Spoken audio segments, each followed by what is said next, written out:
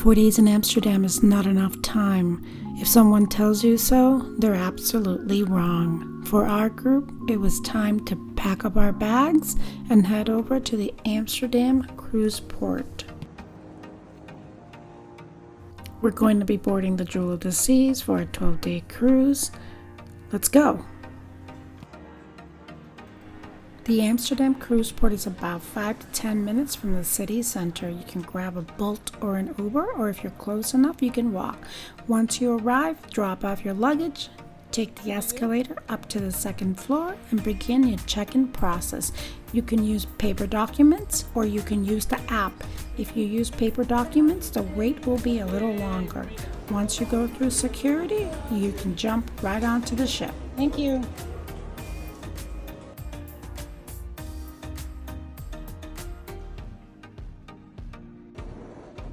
Welcome on board the Jewel of the Seas by Royal Caribbean. Our staterooms were ready before 2 o'clock and our luggage started to arrive. We had 4502, which is an ocean view stateroom.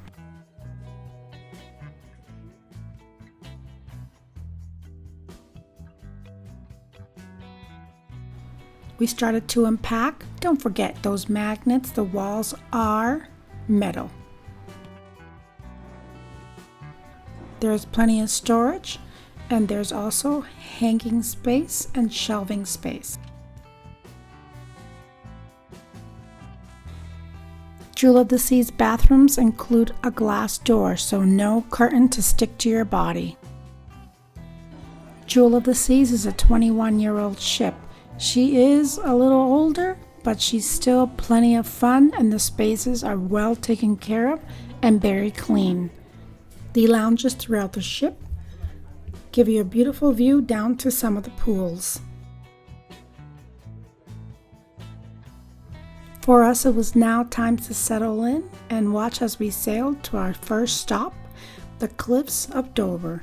We were scheduled for a rib ride and, of course, the first glimpse at the Cliffs of Dover. Dover was the highlight of our trip. Unfortunately, this piece was canceled. Our ship had mechanical problems and we were stuck at the port of Amsterdam for an extra day. Instead, we settled in and enjoyed more time on board and played some mini golf. You gotta make lemonade out of lemons. We enjoyed our time, but next day it was time to depart. We said goodbye to our pilot and we arrived at the Amsterdam locks. These are one of the largest sea locks in the world. It was incredible. Finally, we were able to get off the ship and we arrived in Inverness. We were scheduled for a private tour, and once we arrived at the dock, they were waiting for us. We had a party of 8, so we did pre-book online. They were incredible and I highly recommend Scotland taxis. We saw some standing stones, the burial grounds, and this is the standing stone that inspired the Outlander series. We did touch them. Unfortunately, they did not take us away, but the local scenery was lovely. Across the way, in a field, you can see one of the beautiful aqueducts. We visited Cowder Castle and Gardens. The grounds are beautiful and you can tour the inside and the outside of the castle.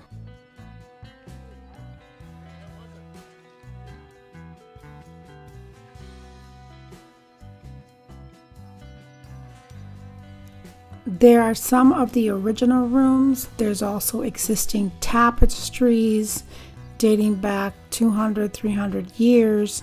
It really is a lovely castle to visit, and you can see the mix of new and the mix of old, and you can see that the family did live here for many, many years.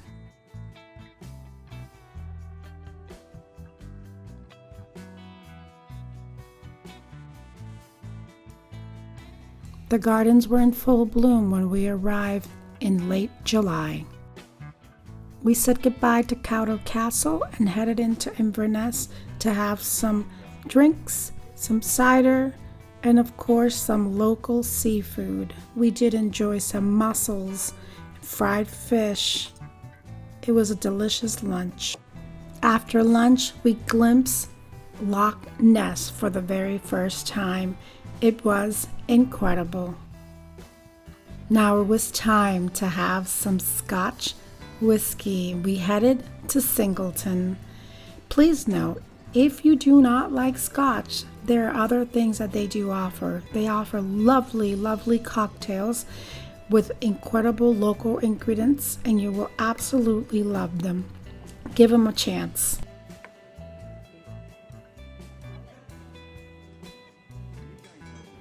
The cocktails are well crafted, and they were below £15 per cocktail. There is a small restaurant and a small shop, so you can buy some of the Scotch whiskey and take it home with you. Next up is Culloden Field. This was a highlight as our entire family are fans of the Outlander series. When we went here, we really had an idea of what it was to walk this and feel how the men that fought on this field felt and what they saw. This place was a bog, and I cannot believe that Bonnie Prince Charlie made the decision to try to fight here. And of course, we visited the Clan Fraser burial ground. It was time to head back to the ship, and we decided to take a short tour of Greenlock.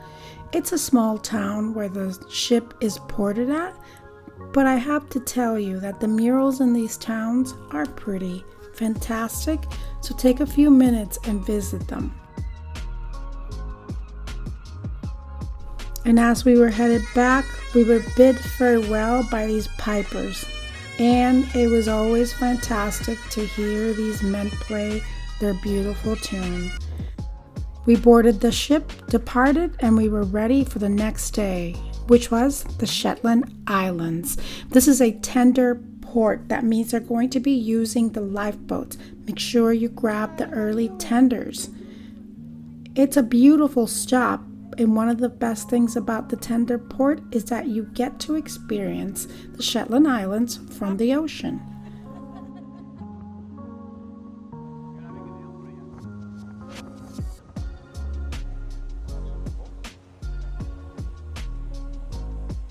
Looking at the ship in the background never gets old. The people of the Shetland Islands welcomed us with open arms, and it was fantastic to be able to see this remote island as part of the UK nation. It's a short walk to Fort Charlotte. The views are lovely. We went into the City Hall, recently renovated, who also serves as a Masonic temple. And of course, we did some of the walks by the ocean. There is a local beach. The water is very cold. Is it cold? Look up. It is? Look up. Look up. We had some puffin poo. It's a delicious ice cream right in downtown Shetland. Give it a go. And then, of course, we continued our cliffside walks.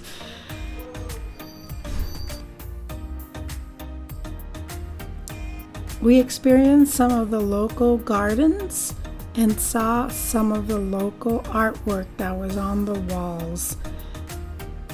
It's a happening little town, and there's a lot of shops and there's a lot of restaurants.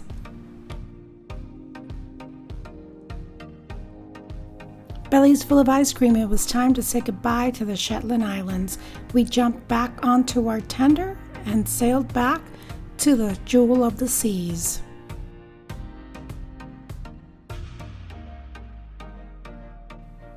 Thank you everyone for watching. Please subscribe and like. You get that notification for our next episode. We will be continuing our British Isles cruise, stopping in several cities, visiting many churches, and of course, we can't miss the Beatles.